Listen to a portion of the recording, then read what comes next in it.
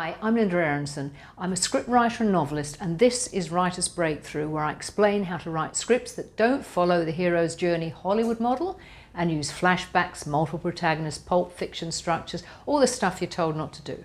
And I also do conventional film and TV scripts. And today I'm going to talk about getting stuck. In fact, about how writer's block is completely normal.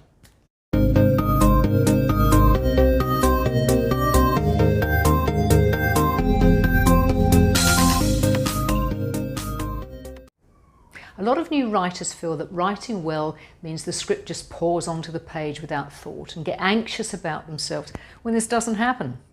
Now, you know, this idea that fluency is the norm is the result of books and courses, including my own, which despite themselves tend to imply that writing is this nice, neat, linear, logical process that just involves memorizing some ground rules, instead of the terrifyingly unpredictable business of applying craft skills to a mess of ideas and metaphors and intuitive links coming in code from your subconscious. So if you're stuck and going crazy about it, congratulate yourself, you're a writer.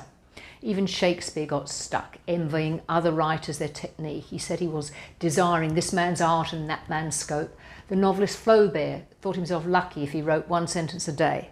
Mozart wrote to his father in desperation because he was stuck on the second act of Don Giovanni. Well, haven't we all been there? And the wonderful Molière once wrote, "I always do the first line well, I just have trouble doing the others." So, getting stuck is normal. The writing process consists of hitting a series of brick walls and finding the doorway in each. The only way that individual scripts or plays or novels differ in the writing, trust me, is that sometimes you find the doors faster. Being stuck usually means you know something is wrong, but you can't yet pinpoint what. It can also be because, personal, emotional factors have intervened. Sometimes it takes a minute to sort out, sometimes months.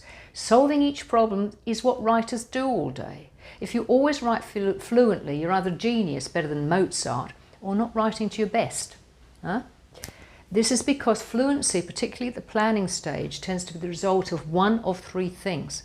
Either you're writing out of your vertical imagination, your logic, which will give you pre-plotted cliches, but you won't notice because you'll be so relieved you've thought of something, so you think it's terrific, or you're writing out of your lateral imagination, your dream imagination, which bounces instantly from idea to idea with no quality or credibility control, or you're writing something you've been thinking about for a long while but haven't put pen to paper or finger to keyboard. In this instance, you're already subconsciously really deeply into the story. That is, you know where you're going. So this is what experienced writers do. So when they say they don't plan, they actually do. It's going on inside their heads. The trick is to work out which brick wall you're hitting.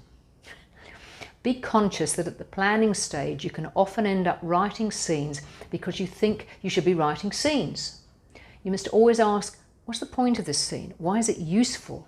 What is its character and plot content? Why is this speech here? And don't assume that because you wrote it, it's good. You see, the problem is that you're probably a very good writer, so everything you write is going to be pretty good. The issue is it useful? Now, don't beat yourself up about this. Don't drop into a depression. Simply realise that if you're a good writer, anything you write is liable to be pretty good, but that doesn't mean it's necessarily useful in this context. So, what do? Well, you stay calm, you stay dispassionate, objective. What you are doing is very hard. Remember the end of a film when all those names stream up the screen? At the moment, you, one person, are doing the jobs of about 50 people.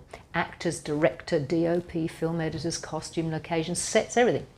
You see, experienced writers are monitoring what they write all the time, and they expect the process to involve stops and starts. They check and they rewrite as they go, and when they've finished a draft, they go back to the beginning and they do more drafts. They accept as a given that what comes first is not necessarily the true idea. Indeed, it's probably out of focus. So you can imagine that this is being a bit like using binoculars to focus on an object in the distance. You keep adjusting the lens. First you go too far one way, then you go too far the other way. Finally, you get the script in focus. Do you see what I mean?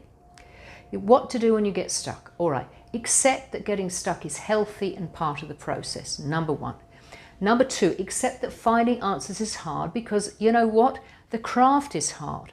But to get a grip on the problem, go first to my development strategy number 1 and ask yourself, what am I supposed to be doing here? Now, I know that sounds rather obvious, but remember, you're a good writer. You could write something about anything, but that's not the task. So target the task, brainstorm and choose. As a writer friend said to me, writing is easy. You just sit in front of the page and wait for the drops of blood to form on your forehead. So I hope that's been useful, and with a bit of luck, it's been a breakthrough for some of you.